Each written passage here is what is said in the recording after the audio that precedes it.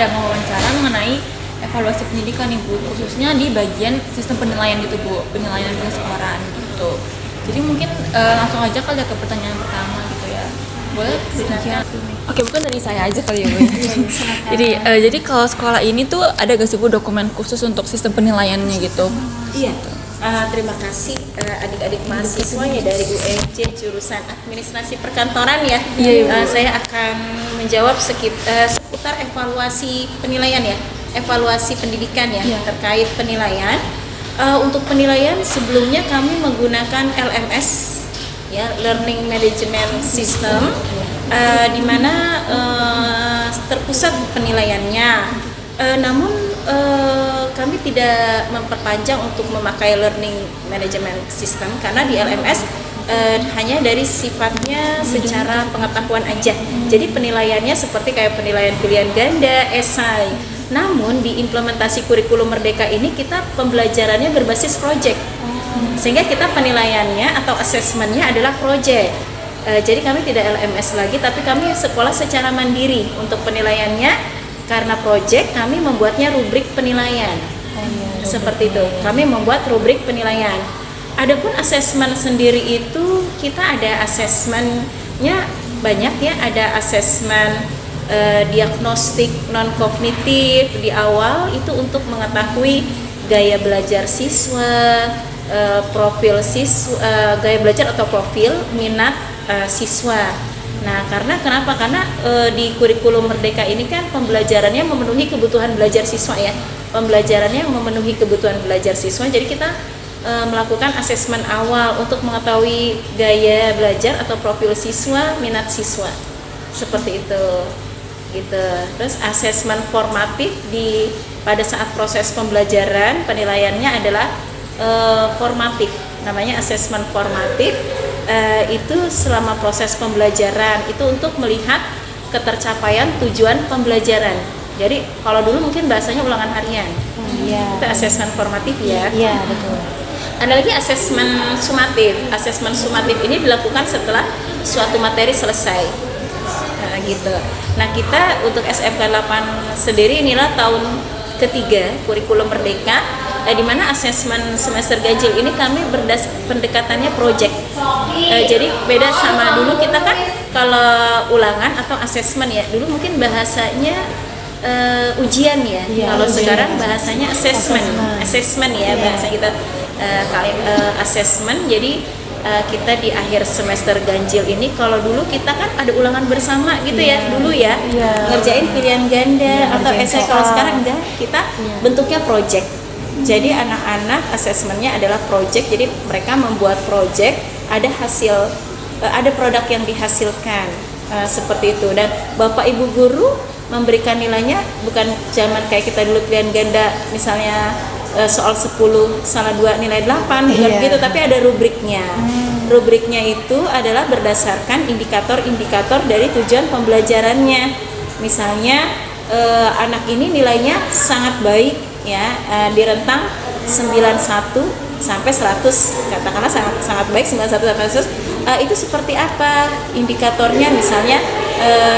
Misalnya indikatornya adalah katakanlah lengkap gitu ya, sangat lengkap gitu ya. Misalnya anak itu misalnya dia menyusun laporan keuangan tersusun sangat lengkap, misalnya itu nilainya menjadi sangat baik.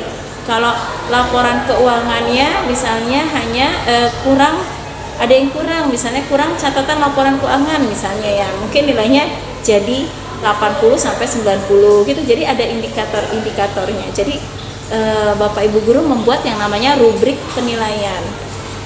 Oke, jadi lebih bervariasi gitu ya Bu untuk penilaiannya, karena dari produk itu sendiri juga kan beda-beda ya, setiap siswa pastinya kan punya kreativitas masing-masing juga gitu ya. Betul. Jadi diukurnya emang dari indikator yang ada di rubrik penilaian seperti itu. Iya betul. Jadi sebenarnya asesmen ini sangat variatif ya.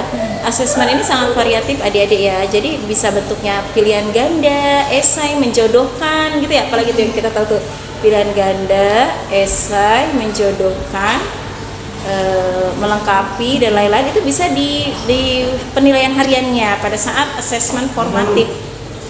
Nah, untuk project ini tidak disarankan untuk per TP karena sulit nanti projectnya. Jadi kalau udah misalnya katakanlah satu elemen selesai, itu bisa kita bikin yang namanya project. Nah, untuk project assessment project ini kita kan misalnya satu kelas ada 12 mapel ya dia. Bukan 12 project bukan, tapi 12 mapel ini bisa ada kolaborasi. Misalnya ada 4 mapel bisa kolaborasi. Jadi projectnya juga tidak terlalu banyak. Kita ada mungkin dari 12 mapel kita hanya membuat katakanlah bisa 3 project aja. Jadi mapel-mapel yang lain bisa berkolaborasi. Jadi anak juga siswa tidak berat. Tapi kalau bayangin kalau nggak ada kolaborasi ya, satu siswa mengerjakan 12 proyek. Masya Allah. Masya Allah. Iya, Bu. Lalu setelah melakukan assessment project ini saya melakukan refleksi kepada siswa, tapi secara sampel saya tanya, nak bagaimana kemarin ingat waktu kita semester kemarin dengan semester ganjil ini apa yang kamu rasain?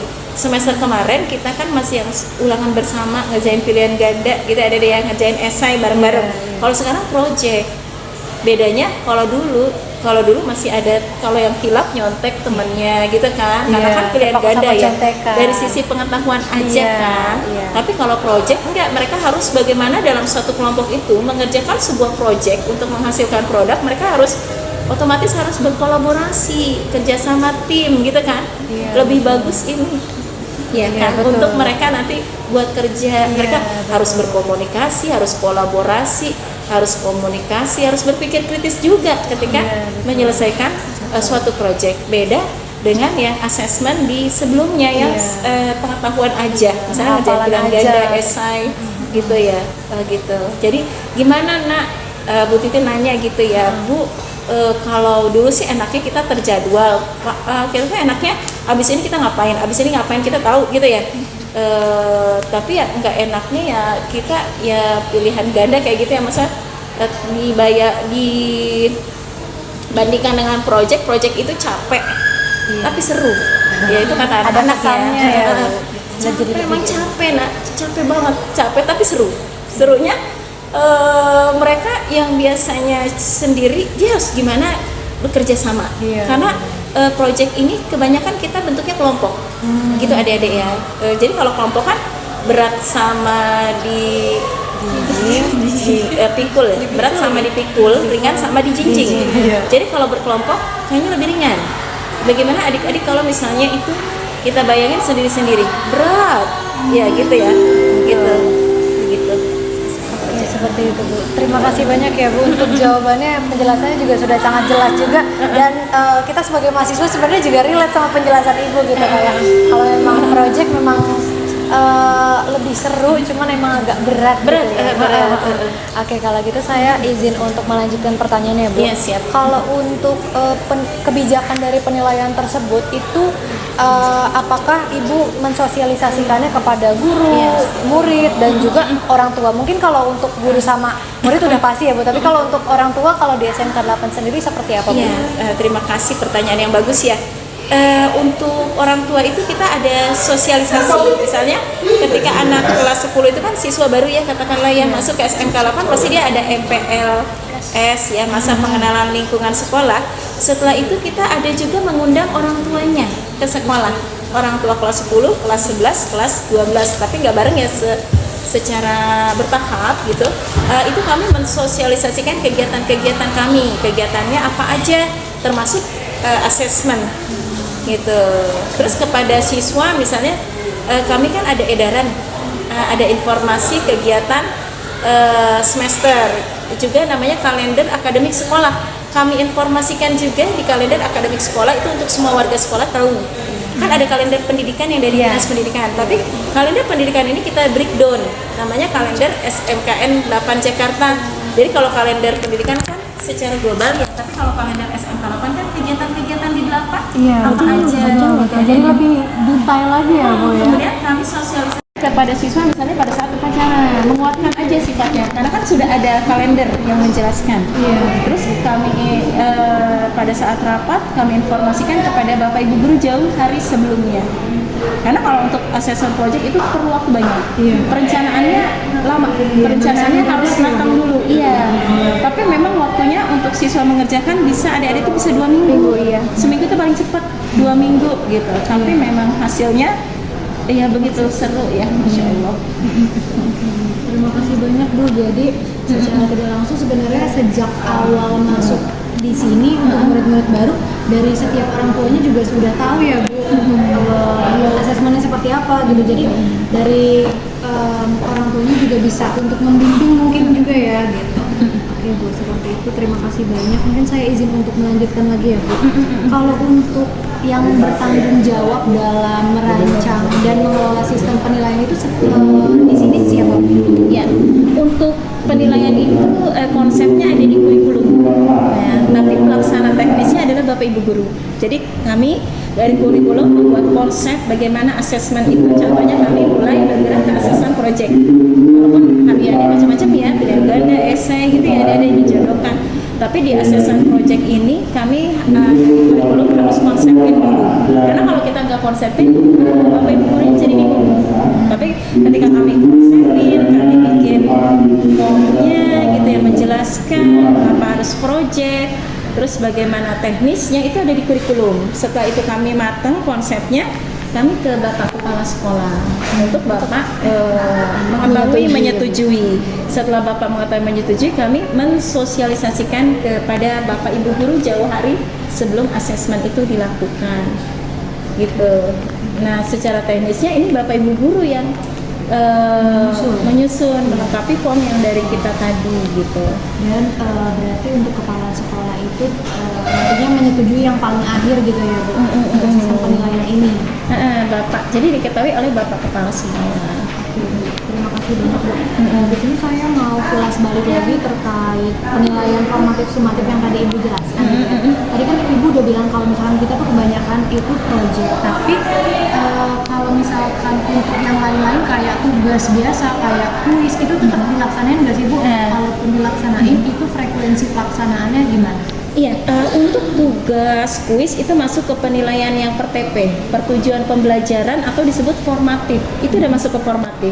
Jadi formatif itu bentuknya bisa kuis, bisa pemberian tugas, gitu, seperti itu. Dan menjawab soal pilihan ganda, menjawab soal esai itu masuk ke formatif.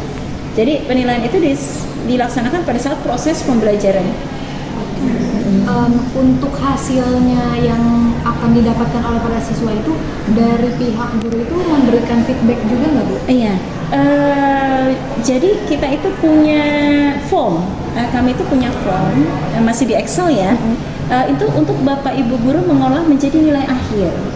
Jadi di form itu ada terdiri dari nama siswanya siapa, terus TP-TP-nya apa aja yang udah sudah dinilai TP-TP-nya, terus setelah itu ada sumatif tesnya apa aja, terus termasuk sumatif ganjil. Itu nanti kita kasih rumus, kita kasih formula ya, sehingga dapatlah nilai akhir. Nah, nilai akhir inilah yang diinput Bapak Ibu guru ke dalam e-rapor. E-rapor itu dari kementerian ya, jadi maksud input nilai ke dalam rapor, tapi ada aplikasinya gitu. By system gitu. By system, iya betul, by system. Tapi kalau itu kan by system, tapi dari pihak SMK 8 itu tetap memegang data fisiknya nggak? Iya, kalau e-raport itu bisa kebaca, misalnya saya di kurikulum itu bisa baca semua ledger Bapak Ibu guru. Itu ada di kurikulum admin, juga bisa membacanya seperti itu. Dan kerekam. Itu kayak ada backup data ya, jadi nggak hilang, terekam hasil dari penilaian gitu. Oke, terima kasih banyak Bu untuk jawabannya. Kalau dari kriteria kelulusan atau standar penilaian untuk sumatif itu seperti apa Bu? Kalau kriteria kelulusan itu berarti anaknya udah di kelas 12. Nah, kriteria kelulusan ini didiskusikan dulu sama Dewan Guru. Kriteria kelulusan kita seperti apa, kita rancang, lalu kita sepakati bersama-sama. Jadi semua Bapak Ibu guru mengetahui bagaimana kriteria kelulusan di sekolah. Misalnya contohnya ya, diantaranya berkelakuan baik, kriteria kelulusan ya, tidak hanya lihat dari nilai tapi berkelakuan baik. Kemudian untuk melaksanakan semua program pembelajaran. Misalnya kelas 12 itu ada 6 semester, berarti 6 semester itu lengkap programnya, melaksanakan semua program pembelajaran, berkelakuan baik, kemudian memiliki nilai P5 misalnya minimal, berkembang sesuai harapan. Karena kalau di kurikulum Merdeka ya adik-adik itu ada namanya profil pelajar Pancasila.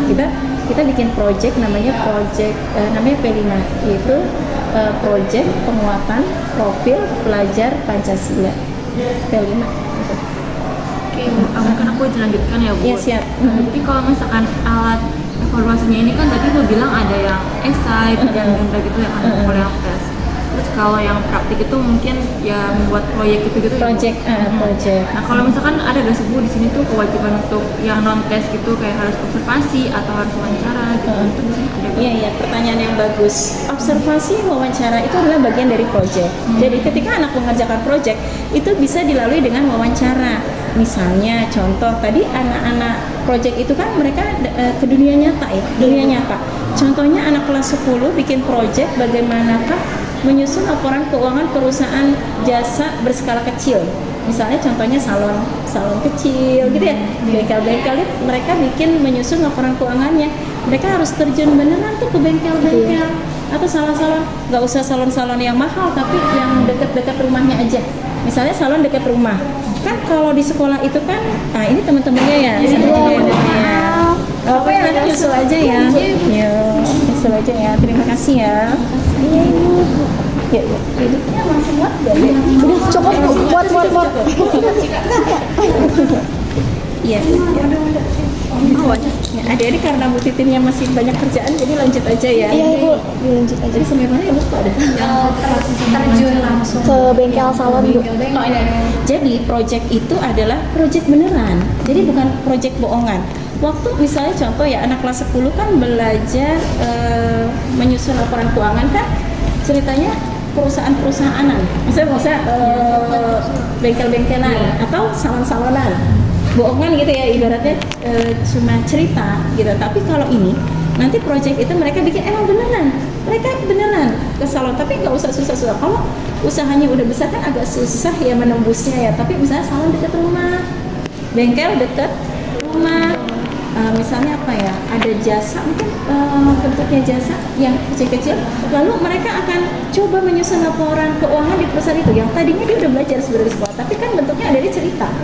Tapi kalau ini beneran, transaksinya beneran semua kan, seru kan. Nah mereka proyeknya adalah menyusun laporan keuangan. Beda kan sama ngerjain soal pilihan ganda? Iya. Kalau ngerjain soal pilihan ganda kan misalnya apakah, misalnya laporan keuangan ini gini gitu. Tapi kalau beneran adik-adik, Masya Allah mereka terjun ke salon beneran, mereka suruh bikin laporan keuangan. Masya Allah, luar biasa. Bukan hanya dari aspek pengetahuan, mereka juga harus ibaratnya harus tahu dulu nih. Saya harus mau ngomong apa nih ke yang punya salon. Masa Bu, saya mau bikin, kan nggak mungkin gitu juga. Pasti kan dia harus pengantarnya. Gitu. Pasti dia juga mikir, Bu, kayaknya kita perlu surat pengantar deh dari sekolah. Pasti anak udah mikirin. Contoh ya adik-adik PPKN, ini bukan PPKN MP ya, PPKN, proyeknya mereka terjun langsung kemarin pada saat pilkada. Jadi mereka mengamati bagaimanakah demokrasi itu berjalan gitu. Itu mereka bikin proyek di situ mereka mengamati, observasi kegiatan pilkada gitu ya. Nah, jadi wawancara, observasi itu adalah bagian dari proyek. Iya, gitu. Makasih ya juga Wan. Jadi kalau emang materinya tentang menyusun keuangan ya udah mereka benar-benar terjun beneran. Terus mau nanya nih Bu, kalau validitas sama reliabilitas dalam alat pengujian itu apa? Jadi validitas sama reliabilitas alat penilaian itu kayak gimana ya Bu? Makanya gini, semoga sih kita berharap data-data yang diberikan oleh katakanlah tadi salon atau bengkel itu benar adanya. Jadi kalau benar adanya, emang nanti ketahuan sebenarnya Bapak Ibu labanya berapa gitu, misalnya berapa gitu. Terkait validitas ya, maksudnya uji kebenarannya gitu ya. Selama itu transaksi yang diberikan benar dan selama siswa itu benar dalam menyusun laporan keuangan, insya Allah akan mencerminkan benar-benar hasil usaha dari salon tersebut. Misalnya gitu ya, salon misalnya.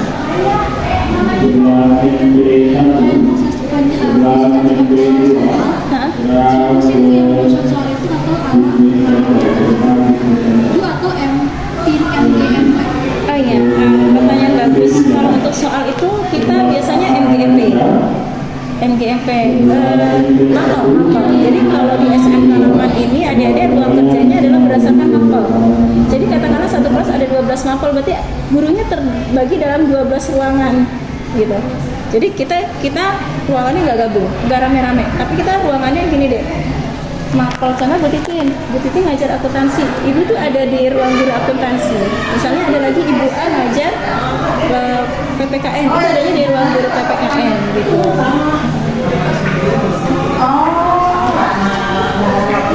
Gimana sih Bu proses pengujian batas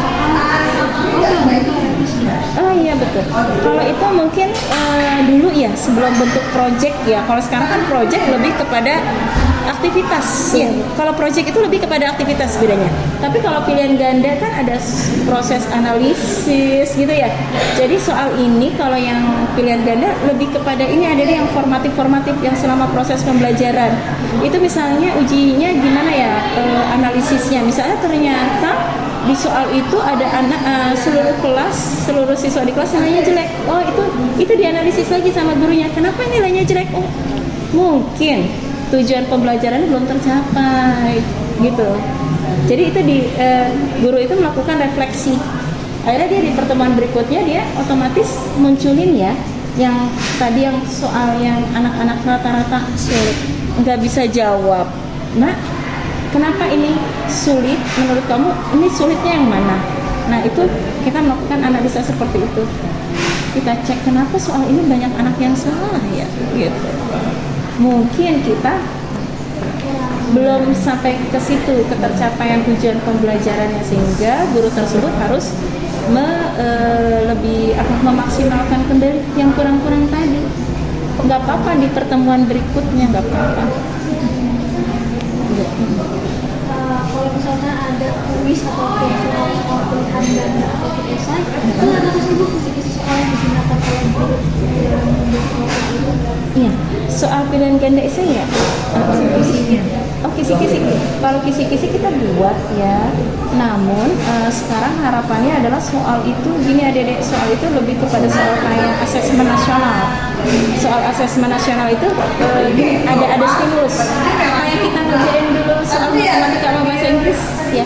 Jadi kan ada wacana. Di atasnya ada cerita dulu kan, baru kita ditanya gitu ya. Kalau soal kayak gitu, nggak ada soal yang gini deh. Pangeran Diponegoro lahir tahun titik nggak begitu. Jadi gini, jadi ada diceritain dulu nih. Tapi soalnya nggak yang sifatnya menyebutkan gitu. Misalnya Pangeran Diponegoro ada wacana ya. Nah, misalnya pertanyaan, bedakanlah perjuangan Pangeran Diponegoro dan gitu misalnya gitu. Jadi lebih harus benar-benar literasi dengan baik. Siswa tersebut membaca wacananya benar-benar harus membaca dengan baik, baru bisa sebenarnya jawabannya ada di wacana sih ya. Gitu. Soalnya kayak gitu adanya. Jadi beda saat kita dulu ya. Ibaratnya kalau ngerjain matematika gini deh. 18 tambah 5 sama dengan titik. Nah, kalau di soal literasi asesmen tuh gini. Ibu misalnya membeli, gitu. Jadi soalnya ada stimulusnya, gitu. Biar bikin mikir ya. Betul. Karena itulah pendidikan abad 21 ya. Diharapkan ada keterampilan komunikasi, kreatif, berpikir kritis dan kolaborasi, gitu. Begitu ada. Oke, tadi kan udah membahas penyusunan dan pengolahan soalnya Bu yang sekarang terkait dengan penskoran ataupun penilaian. Bagaimana skor tersebut dapat diberikan untuk tes objektif ataupun subjektif? Penskoran ya. Kalau penskoran itu kita kembali ke indikator penilaian. rubrik penilaian. Contoh ya ada ya. Misalnya nih sekarang lagi pada mau persiapan USK, uji sertifikasi kompetensi. Itu yang dilihat adalah unjuk kerja. Nah, jadi unjuk kerja misalnya unjuk kerja MP misalnya mengelola rapat misalnya ya. Mengelola rapat itu nilainya itu 90 itu kayak gimana? Kalau dia 100 itu kayak gimana? 90 tuh kayak gimana? Bikin indikator-indikatornya di rubrik tersebut ada indikator uji kerjanya ya. Jadi di rubriknya ada indikator-indikatornya. Jadi kalau kerja 100 mengelola rapatnya ini begini persiapannya gini gitu. Jadi ada terbaca di rubrik penilaiannya. Udah kebaca ini ya. Jadi berarti kita bikin rubrik penilaiannya. Jadi di situ ada indikator-indikator. Jadi guru nggak bingung. Oh ini anak nilainya kecil. Emang dia bisanya segitu. Jadi di indikatornya kebaca. Kalau dia 100 itu kayak gimana? Kalau dia 80 itu seperti apa? Kalau dia 60 seperti apa? Di indikatornya dijelaskan. Oke, terkait rubrik yang tadi nih Bu, apakah rubrik penilaian tersebut itu digunakan untuk tugas ataupun tes penilaian harian? Kalau ulangan harian biasanya kita pakai sederhananya pilihan ganda. Jadi kalau Bapak Ibu kan membuat Google Form ya. Jadi kan misalnya dia bikin 10 soal deh. Satu soal 20. Berarti kalau satu soal 2. Berarti kalau betul kan 20 misalnya ya. Nanti tinggal atau gimana ya? Supaya 100. Satu soal katakanlah 10.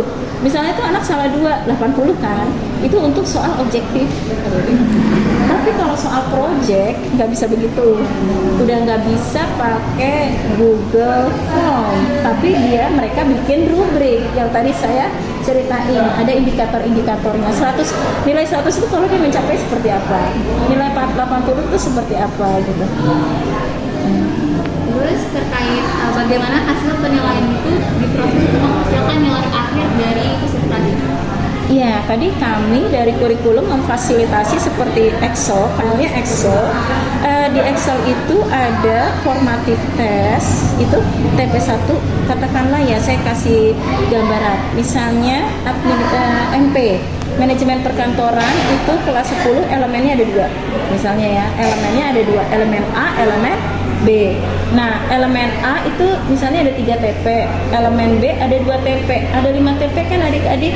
Nah, di form yang kami siapkan, berarti Bapak Ibu guru mencantumkan tuh TP1, TP2, TP3, TP4, TP5. Itu adalah untuk menilai secara formatif aja, assessment formatif yang selama proses gitu ya Dede ya. Tapi setelah akhir materi mereka bisa membuat namanya akhir materi selesai, mereka bikin sumatif.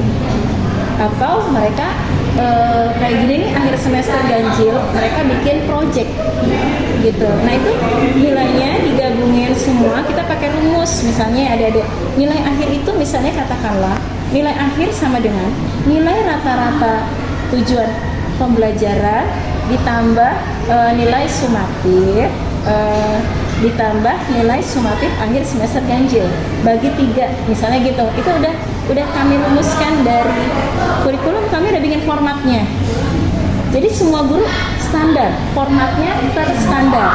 Terus Bu Titin boleh nggak bobotnya beda? Boleh, itu kapasitas hak prerogatif guru.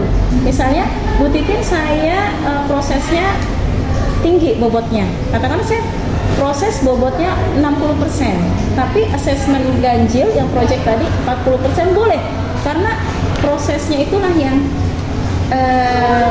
misalnya kenapa prosesnya tinggi, karena di proses itu kita benar-benar tahu gitu. Jadi dikasih bobotlah 60%.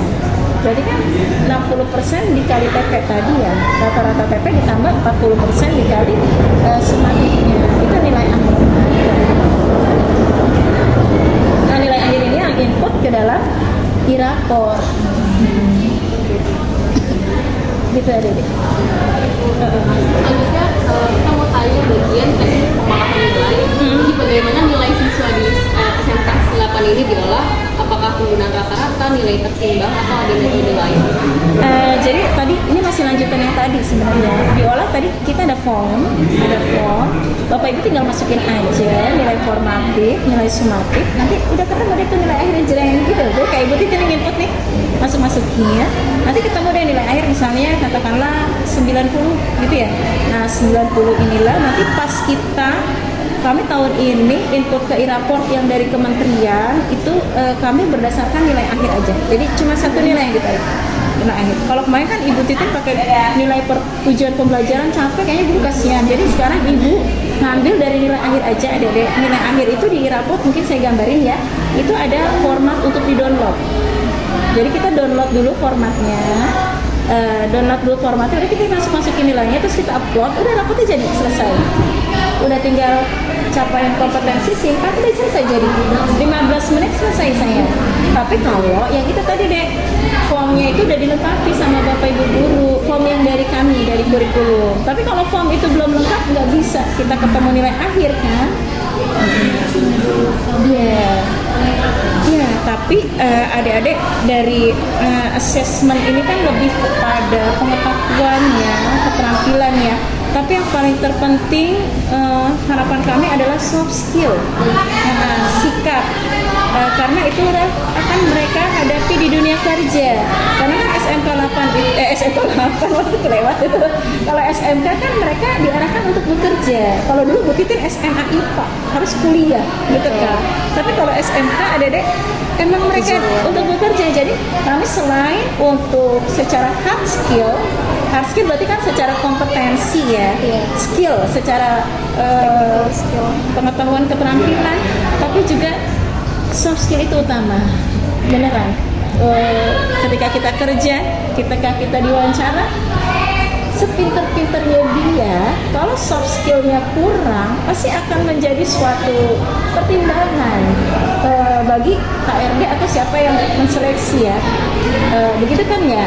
Makanya itu soft skill itu sangat penting dan itu kami tumbuhkan lewat karena kalau tujuan pembukaan untuk profil pelajar Pancasila ya. Itu tidak sulit, itu tidak mudah. Lewat itu tidak mudah. Ada kenapa? Karena bentukan anak-anak itu kan ada yang dari keluarga ya. Mereka kan fondasinya dari keluarga. Ada dari dari keluarga broken home. Ya mereka itu broken home sama yang ditinggalin orang tua itu lebih parah broken home. Ya, mentalnya dia kayak berontak kayak bagaimana gitulah ya. Kalau dibandingkan kan yang ditinggal ibu bapaknya dia beda. Fondasinya kan dari keluarga ya, tetap dari keluarga. Soft skill itu kan karena karakter ya, terbentuk dari karakter dia. Nah, di SMK 8 inilah mereka ibaratnya ditempa gitu ya, tapi berproses gitu ya, lewat proses dari kita misalnya kita kurang cakap menjadi kita cakap gitu ya. Itu mempengaruhi nilai akhir atau misalkan kehadiran sikap itu mempengaruhi nilai. Sikap mempengaruhi karena kita secara kenaikan kelas mempunyai sikap minimal baik, kemudian mengikuti semua program pembelajaran seperti itu, kemudian memiliki ya nilai tadi P5 itu minimal berkembang sesuai harapan. Dan kami tambahkan adik-adik yaitu tidak melakukan tindakan seksual, apa ya bahasanya, tidak melakukan tindakan asusila.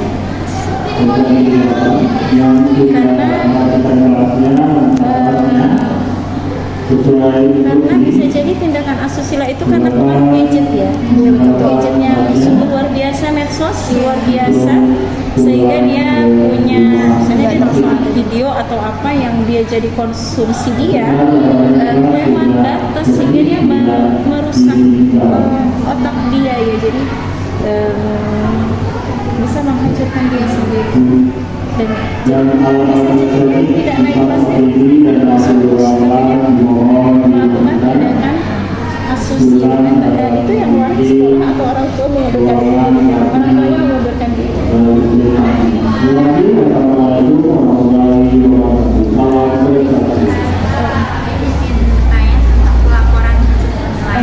Tadi Bu Titin izin dulu ya.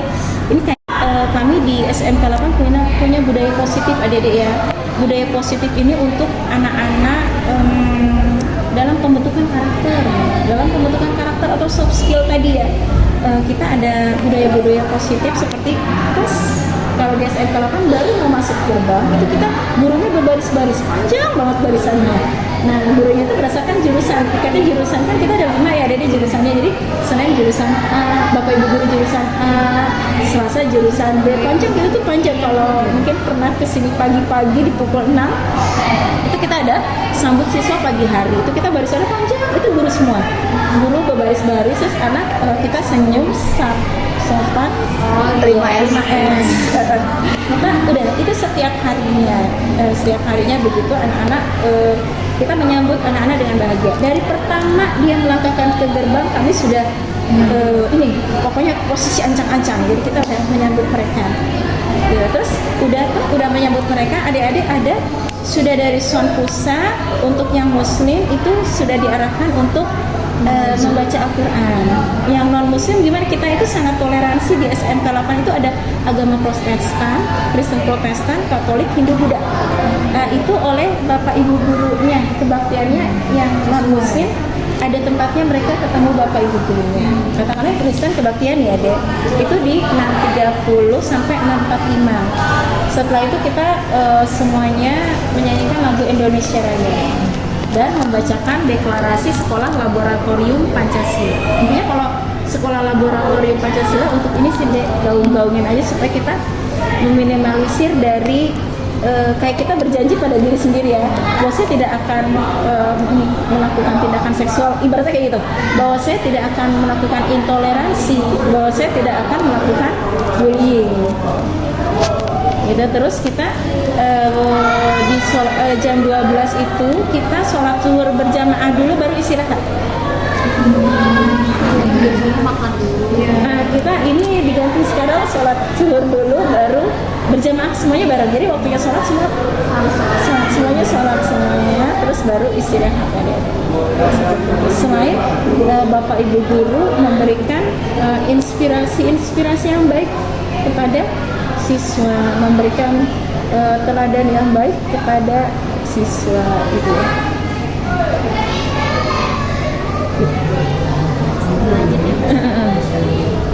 Mengenai pelaporan hasil penilaian, bagaimana hasil penilaian disampaikan kepada siswa dan orang tua.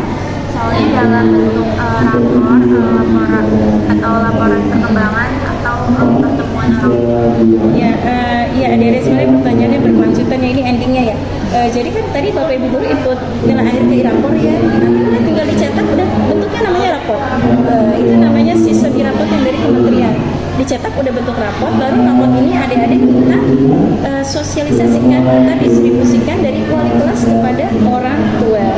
Tapi kalau yang input nilai rapor itu sendiri masing-masing guru mapel, guru P5, guru ekskul, itu semua pada input semua.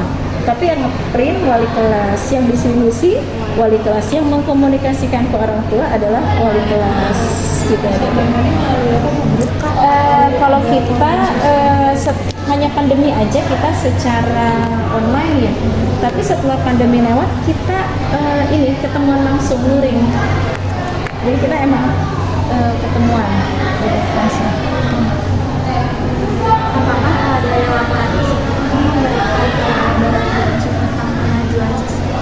Iya, di rapot itu adik-adik ada, mereka bisa tahu nilai mata pelajarannya, terus orang tuanya bisa tahu anaknya ikut ekskul apa aja, terus nggak masuknya berapa hari, terus ada deskripsi di pelajarannya tuh dia misalnya akuntansi atau MP manajemen perkantoran, dia udah bisa apa aja terbaca di rapor.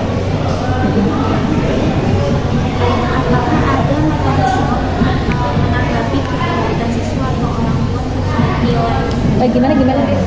Apakah ada mekanisme menanggapi keberatan siswa atau orang tua terkait nilai? ketika ada orang tua komplain, kami selalu disonding oleh bapak kepala sekolah, gini adik-adik, bapak ibu tanggung jawab, ini kita ngasih nilai 95 katakan atau 90 atau 89, buktinya apa? Jadi kita ada di runtut tuh, apa sih namanya kalau ditelusur jelas gitu. Oh, nilai 95 ini berdasarkan dari project atau ulangan harian gitu ya.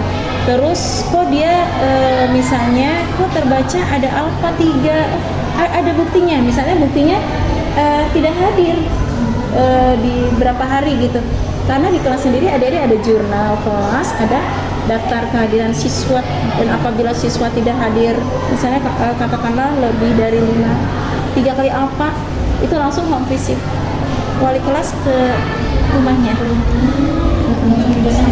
Iya, kalau komplain insya Allah kami di SMK 8 siap gitu ya, karena kami punya dokumen pendukung nilai-nilainya gitu ya, seperti itu.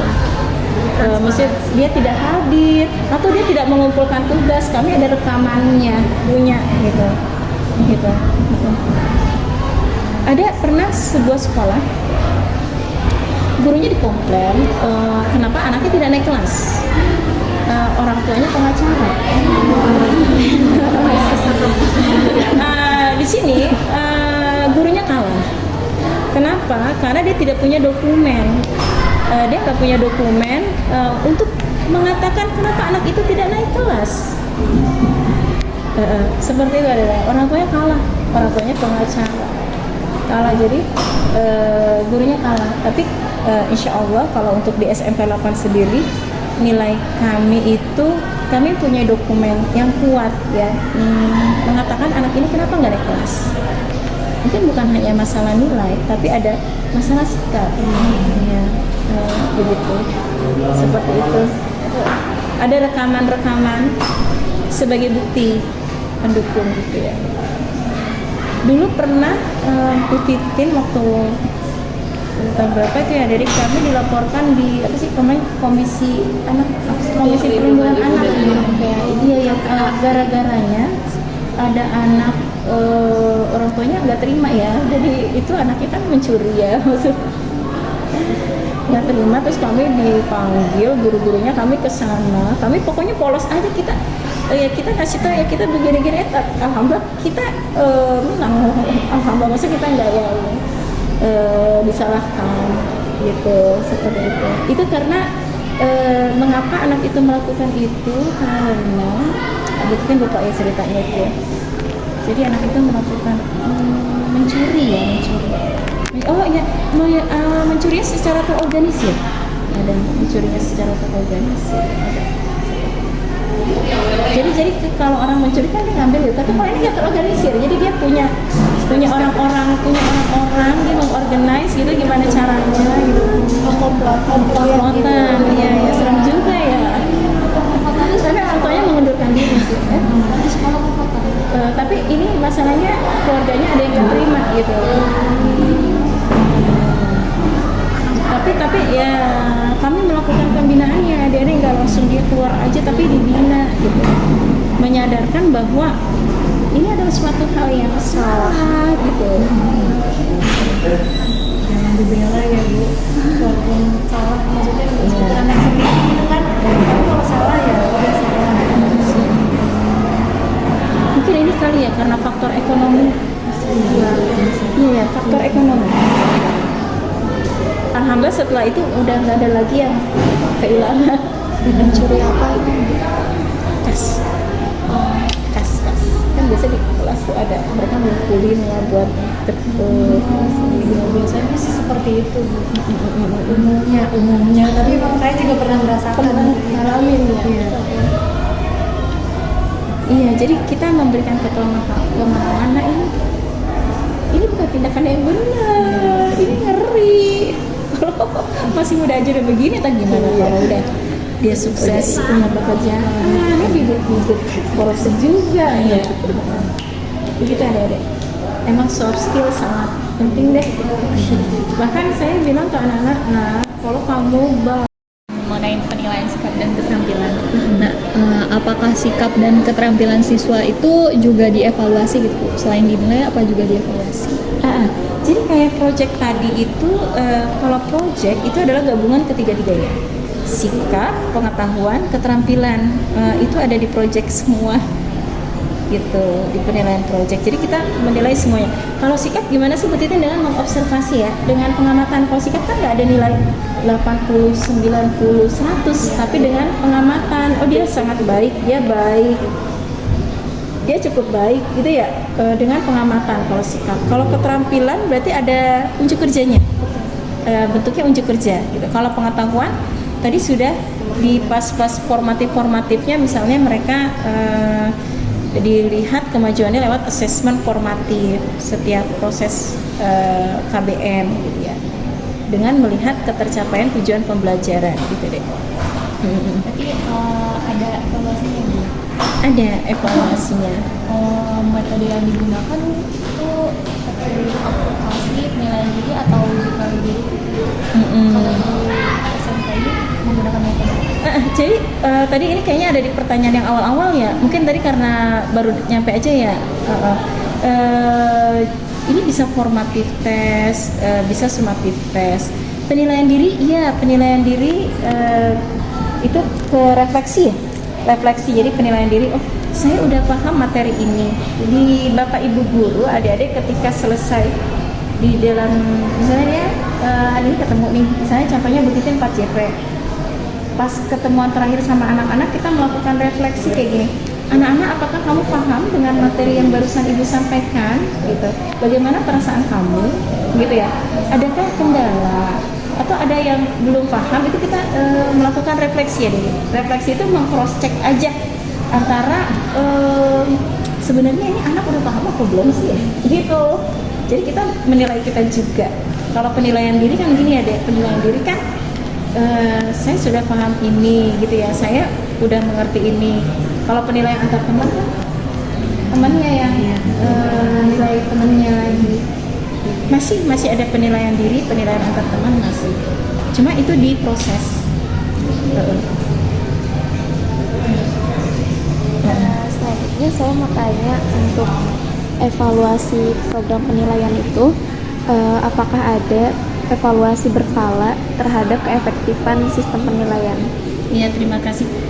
Biasanya kami ada Bapak Ibu guru itu ada rapat akhir semester ya. Rapat akhir semester itu kita untuk mengevaluasi nih, kayak kami SMK 8 asesmen akhir semesternya berpindah deh dari ulangan bersama ke project. Sebelumnya kami ulangan bersama yang terjadwal, kayak kita ngerjain pilihan ganda bareng, ada jam-jamnya bareng, keluar bareng gitu kan ya. Kalau sekarang udah nggak begitu lagi, kami berubah menjadi project, karena kalau asesmen yang ulangan bersama itu lebih kepada pengetahuan aja adik-adik, tapi kalau project itu lebih kepada kolaborasi, pokoknya keren ya, kerja sama tim, berpikir kritis gitu, lebih kepada untuk persiapan kerja gitu. Biasanya mungkin ini follow up question lagi, biasanya project itu berlangsungnya berapa minggu? Oh, project itu 2 minggu. Biasanya 2 minggu. 1 minggu itu paling cepat. Iya sih. Karena project itu gini, adik-adik, Bapak Ibu guru tuh perencanaan dulu yang matang. Maksudnya aktivitasnya mau ngapain aja sehingga sampai bikin produk, Misalnya tadi contoh anak akuntansi yang tadi ke salon-salon, ke dunia nyata, dia produknya adalah dia dapat menyusun laporan keuangan salon dengan skala kecil tadi ya. Tapi emang beneran transaksinya transaksi beneran gitu. Dan aktivitasnya itu Bapak Ibu guru bikin. Misalnya aktivitas hari pertama ngapain, hari kedua ngapain, hari ketiga ngapain. Jadi kalau di project itu kita lebih pertama merancang aktivitas dulu, mau ngapain aja sampai project itu jadi gitu. Projectnya bisa berbentuk bisa berbentuk jasa gitu ya, gitu. Selanjutnya, bagaimana hasil evaluasi digunakan untuk memperbaiki sistem penilaian? Tadi kan di tiap semester ya Bu. Nah, itu bagaimana digunakan dalam memperbaiki penilaian? Bagaimana tadi? Bagaimana hasil evaluasi tersebut digunakan untuk memperbaiki sistem penilaian? Mungkin nantinya adakah yang diubah gitu untuk sistem penilaiannya karena Ya, memang selalu kita melakukan evaluasi ya, karena kita pasti kita melaksanakan hal ini ternyata dinilai kurang ya, dinilai kurang. Kita melakukan evaluasi. Contohnya nih adik-adik ya, pada saat sebelumnya kan kita ulangan terjadwal bersama. Sekarang kita ada project. Tapi project kita itu satu kelas ada 12 mapel katakanlah. Tapi projectnya ada 4 mapel. Itu anak-anak masih berat karena banyak Allah. Kami rencana adik-adik di semester berikutnya bismillah kami mau satu project aja. Cuma ketika kita berpikir satu project aja, kita harus berpikir keras gimana caranya menggabungkan 12 mapel jadi satu project. Apa yang kita mau ngeliatin apanya? Masya Allah luar biasa. Itu jadi PR kami sih kurikulum. Gak apa-apa, kami sangat menerima saran. Jadi dari saran Bapak Ibu guru itu kami tampung adik-adik. Kami tampung ketika pas pertemuan berikutnya kami nih udah TL, udah tindak lanjut di kurikulum tuh udah action. Kira-kira kita mau ngapain? Kedepannya kita mau ngapain? Gitu. Begitu adik-adik. sudah dari saya. Ibu, saya lanjut ya Bu. Jadi ini pertanyaannya seputar keunikan sistem penilaian di SMK. Nah, bagaimana sistem penilaian itu disesuaikan dengan kebutuhan pendidikan vokasi? Oh iya betul. Bagus sih pertanyaan terakhir ya. Terakhir ya? Iya Bu. Ada satu lagi nanti terakhir. Adik-adik gini, untuk vokasi sebenarnya harusnya contohnya tadi akuntansi. Itu pas banget. Orang akuntansi proyeknya bikin laporan keuangan. Proyeknya adalah dia jasa, ya membuat laporan keuangan kan jasa ya nggak kelihatan ya bendanya ya. Jasa membuat laporan keuangan sesuai dengan harapannya. Di akuntansi siswa sesuai kan pas ya. Nah misalnya di perkantoran itu belum kebaca banget ya, tapi untuk menjadi mengelola rapat gitu ya, atau ULW deh, contoh nih Bu Titin, contoh nih ULW beneran, kemarin dia bikin project beneran, mereka jadi event organizer, namanya MICE ya. Iya MICE. Oh iya, kita ada MICE Bu, betul. Ada MICE. Iya, harusnya bergabung UPW sama apa itu kolaborasi. Jadi gini adik-adik, jadi kita kan ada pelajaran muloknya itu kan budaya Betawi. Budaya Betawi kita merancang festival budaya Betawi. Nah, merancang festival budaya Betawi kan perlu IO tuh. Iya. Pertunjukannya kita kerjasama sama UMKM kecamatan. Kita kerjasama sama UMKM kecamatan, kita disupport tenda, disupport panggung, disupport sound. Jadi cakep banget itu. Lapangan jadi bagus. Kita nggak bayar apa-apa. Kita gimana cara membayarnya? Kita cuman ngisi stand itu harus kita isi. Beneran, jualan beneran adik-adik. Karena itu kan molok ya, budaya Betawi, jadi dia itu jualannya ya benar-benar Betawi ya, soto Betawi, pokoknya makanan Betawi ya adik-adik. Cuman kan dibarengi dengan, jadi kita kelompoknya ada makanan, ada pagelaran Betawinya, misalnya dengan apa ya, kalau budaya Betawi tarian daerah Betawi, terus kayak palang pintu, terus kayak ada lenong gitu ya. Nah kan itu ada yang pertunjukan, ada yang di stand, ada yang di panggung gitu. Nah anak-anak UPW ini dia sebagai IO-nya, jadi dia bikin rondonnya gitu. Dari perencanaan sampai kegiatan selesai gitu, kita dibantu MICE. Gurunya ngarahin aja. Tapi itu kan jadi MICE kemarin. Karena kemarin khawatir kan hujan ya, tapi ternyata alhamdulillah pas hari cerah. Mendukung ya Bu? Iya, MICE. Tapi mereka bukan jadi MC-nya juga, jadi mereka mengelola aja kegiatan, sehingga kegiatan itu keren deh. Jadi ini kan tampil nih ya kelas A di panggung. Jadi yang berikutnya tampil udah siap di situ. Itu yang atur MICE tuh. Ini pokoknya dia pakai apa tuh namanya? Iya. Ini siap-siap ya gitu. Jadi udah siap di situ gitu. Jadi waktunya juga gak kebuang. Gitu. Terus mereka yang di stand tolong laporan penjualan harian ya gitu. Itu orang repot, orang MICE semua itu anak ULW. Anak ULW semua yang repot, alhamdulillah berjalan dengan lancar. Bu Titin bilang, "Nah, kamu siswa ULW kamu beneran MICE, benar ini kegiatannya emang beneran nyata, bukan bohong-bohongan, bener kan ya? Iya, bener. Jadi mais beneran. Luar biasa. Kita kebetulan besok Bu mau ada acara mais juga. Oh, tapi emang ada kegiatan beneran ya? Ada. Oh, workshop. Jadi kita kan mengorganize kegiatan tersebut ya. Kalau mais kan gitu ya. Iya, betul. Jadi itu dia beneran deh. Insya Allah luar biasa. capek mah. Kata dia capek Bu. Tapi ya Bu Titi lihat emang dia capek tapi kayak Iya, heboh. gitu ya, karena mereka diberikan kepercayaan dan enggak ada tuh di pelajaran yang hariannya ya. Itu emang beneran deh. Nah, nggak apa-apa. Itu kamu nanti udah punya modal ngerasain jadi mais beneran gitu. Harus berhadapan dengan teman-teman di kelompok-kelompok lain kan, harus berhadapan, harus jelasin, harus gimana, harus ngekonsep, harus bikin proposal buat dapetin dana gitu kan. Oke, baik, saya lanjut ya Bu. Mungkin ini pertanyaannya keulang lagi, tapi saya mau menanyakan lagi bagaimana kompetensi praktik siswa itu diuji dan dinilai. Kompetensi praktek siswa diuji dan dinilai. Iya. Jadi adik-adik gini, kita di SMK 8 tadi selain ada formatif sumatif, asesmennya adalah formatif sumatif, ada juga adik-adik namanya uji sertifikasi kompetensi. Uji sertifikasi kompetensi ini dari LSP, Lembaga Sertifikasi Profesi, itu ada di bawahnya BNSP, Badan Nasional Standarisasi Profesi. Nanti mereka diuji. Kalau di LSP itu lebih kepada keterampilan ya, keterampilan kerja, lebih kepada hard skillnya itu dengan penilaiannya tadi dengan unjuk kerja, bikin rubrik, isinya unjuk kerja gitu ya. Dan itu kalau mereka lulus, mereka dapat sertifikasi dari BNSP langsung yang menyatakan bahwa siswa tersebut kompeten terhadap unit-unit yang ada di situ. Jadi menyatakan pengakuan bahwa siswa tersebut kompeten.